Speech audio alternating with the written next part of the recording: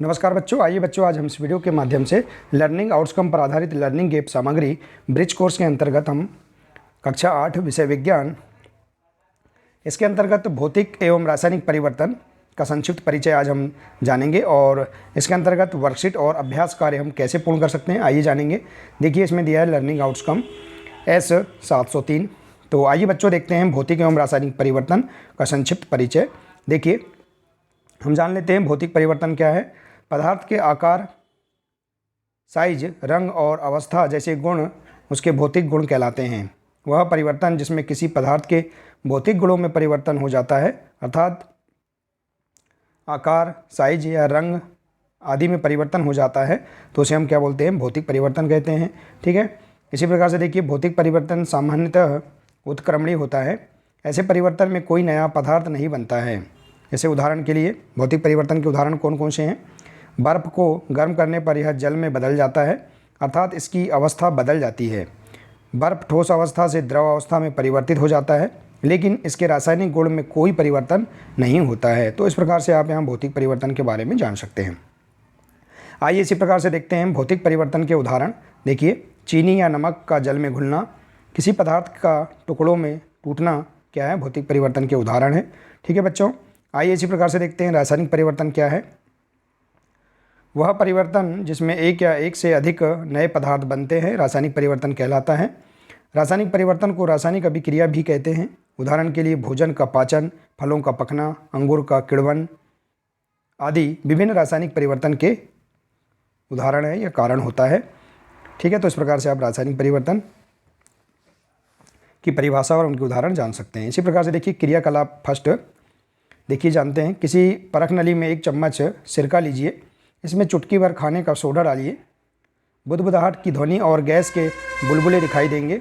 इस गैस को दिए गए चित्र अनुसार ताज़े चूने के पानी में से गुजारिए। ठीक है, तो देखिए इस प्रकार से आप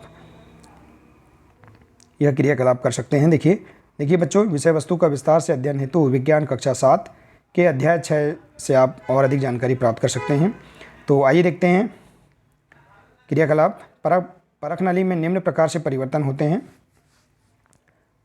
सिरका एसिटिक अम्ल प्लस खाने का सोडा सोडियम हाइड्रोजन कार्बोनेट जब क्रिया करेंगे तो क्या बनेगा, कार्बन डाइऑक्साइड CO2 प्लस अन्य पदार्थ बनेंगे। ठीक है, तो इस प्रकार से रासायनिक अभिक्रिया का उदाहरण समझ सकते हैं। इसी प्रकार से देखिए कार्बन डाइऑक्साइड और चूने के पानी के बीच अभिक्रिया निम्न प्रकार से होती है। देखिए कार्बन डाइऑक्साइड प्लस चूने का पानी CO2 प्लस CaOH क्रिया करेंगे।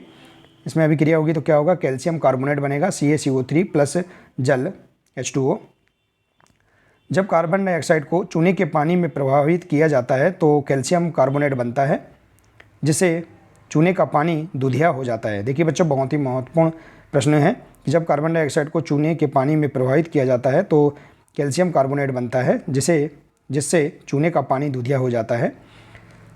ठीक है बच्चों, आइए इसी प्रकार से देखते हैं रासायनिक परिवर्तन में नए उत्पादों के अतिरिक्त निम्न घटनाएं भी हो सकती हैं। पहला है ऊष्मा, प्रकाश या किसी अन्य प्रकार के विकिरण का निर्मुक्त अथवा उनका अवशोषित होना, ध्वनि का उत्पन्न होना, गंध में परिवर्तन या किसी नई गंध का बनना, रंग में परिवर्तन होना और किसी गैस का बनना। तो इस प्रकार से रासायनिक परिवर्तन में नए उत्पादों के अतिरिक्त निम्न घटनाएँ भी इस प्रकार से हो सकती हैं। ठीक है बच्चों, तो इस प्रकार से आप भौतिक एवं रासायनिक परिवर्तन के बारे में जान लेंगे। आइए इसी के अंतर्गत हम वर्कशीट क्रमांक 1 देखते हैं।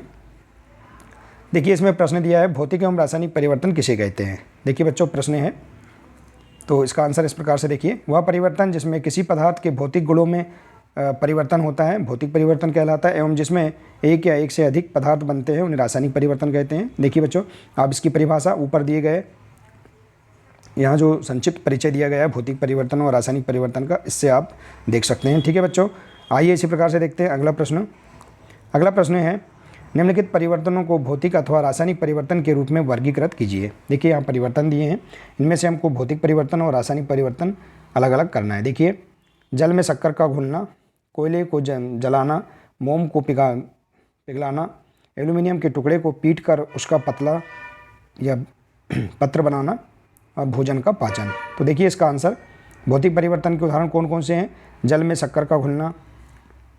रासायनिक परिवर्तन कौन कौन से उदाहरण हैं, कोयले का जलना, मोम का मोम को पिघलाना, भोजन का पाचन, ये सब रासायनिक परिवर्तन है। ठीक है,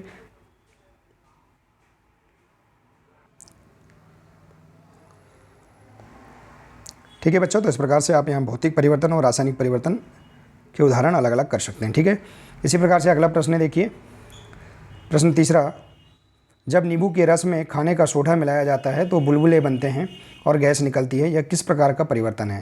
तो देखिए, गैस का निकलना रासायनिक परिवर्तन है। इसी प्रकार से अगला प्रश्न है, रासायनिक परिवर्तन में उत्पाद के बनने के अतिरिक्त और कौन कौन सी घटनाएं हो सकती हैं? तो देखिए, ध्वनि का उत्पन्न होना, रंग में परिवर्तन होना, किसी गैस का बनना, गंध में परिवर्तन होना, इस प्रकार के और घटनाएं हो सकती हैं। ठीक है, तो इस प्रकार से आप यहाँ पर इसे वर्कशीट क्रमांक 1 के सभी प्रश्नों को आप इस प्रकार से हल कर सकते हैं। आइए इसी के अंतर्गत देखते हैं 100 आकलन। देखिए बच्चों, यहाँ दिया है, निम्नलिखित प्रश्नों के आगे सत्य या असत्य लिखिए। पहला है, लकड़ी के लट्ठे को टुकड़ों में काटना एक रासायनिक परिवर्तन है, असत्य है। ठीक है, छोटे छोटे टुकड़ों में बांटना भौतिक परिवर्तन है। इसी प्रकार से पत्तियों से खाद का बनना एक भौतिक परिवर्तन है, असत्य, यह रासायनिक परिवर्तन है। इसी प्रकार से लोहे और जंग एक ही पदार्थ हैं, असत्य। और इसी प्रकार से बर्फ़ का जल बनना रासायनिक परिवर्तन है, तो यह सत्य है। ठीक है,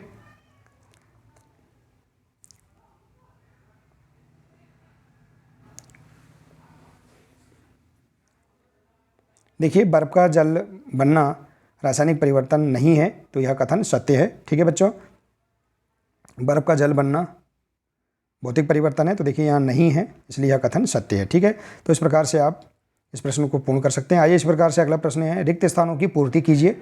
दिया है, भौतिक परिवर्तन में किसी पदार्थ के केवल खालिस्तान गुणों में परिवर्तन होता है, तो भौतिक परिवर्तन में केवल पदार्थ के भौतिक गुणों में परिवर्तन होता है।